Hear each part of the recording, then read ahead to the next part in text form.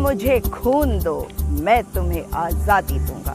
किसने कहा? हमारे प्रिय नेताजी ने। नेताजी सुभाष चंद्र बोस हम सबके थे। वे कांग्रेस के थे और फिर उन्हें लगा कि कांग्रेस अहिंसा के रास्ते पे चल रही है, इसलिए आज़ादी मिलना कठिन होगा। मगर कांग्रेस के साथ उनके नाते के बारे में भी बताऊंगी। उससे पहले देश के उस गद्दार के बारे में बता दूं जिसने कहा कि मैं अंग्रेजों की सेना में 1 लाख हिंदुओं को भर्ती कराऊंगा।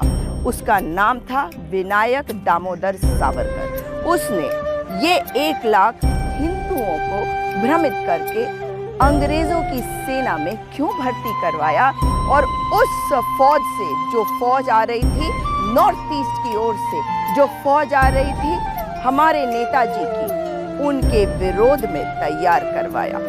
आपको एक और कहानी बताऊंगी, लेकिन पहले मिलवाती हूँ मैं आपको अमर शहीद दुर्गामल से। आप ये देखिए कि आजाद हिंद फौज कहां कहां पहुंचा। आजाद हिंद फौज, उस समय सोशल मीडिया नहीं था, मगर हमारे देहरादून के डोईवाला से अमर शहीद दुर्गामल की जय। अमर रहेंगे अमर शहीद दुर्गामल, जिनको 1944 में अंग्रेजों ने फांसी पे चढ़ाया। उसके बाद आ जाते हैं अमर शहीद केसरी चंद पर।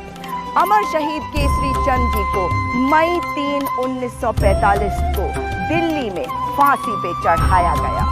अंग्रेजों ने जो चाहा वो करा, मगर नेताजी आपके और हमारे थे। नेताजी ने ये कहा था, और मैं ये अब जो बताने वाली हूँ शायद आपको पता भी ना होगा।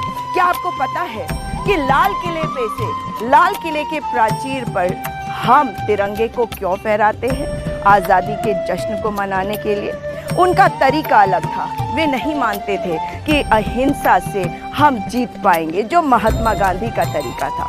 मगर आज़ाद हिंद फौज में उन्होंने नेहरू ब्रिगेड बनाया था। इसका मतलब वो जितना सम्मान कांग्रेस पार्टी का करते थे, उनके तरीके से अलग जाकर आज़ादी की लड़ाई लड़ने की कोशिश कर रहे थे।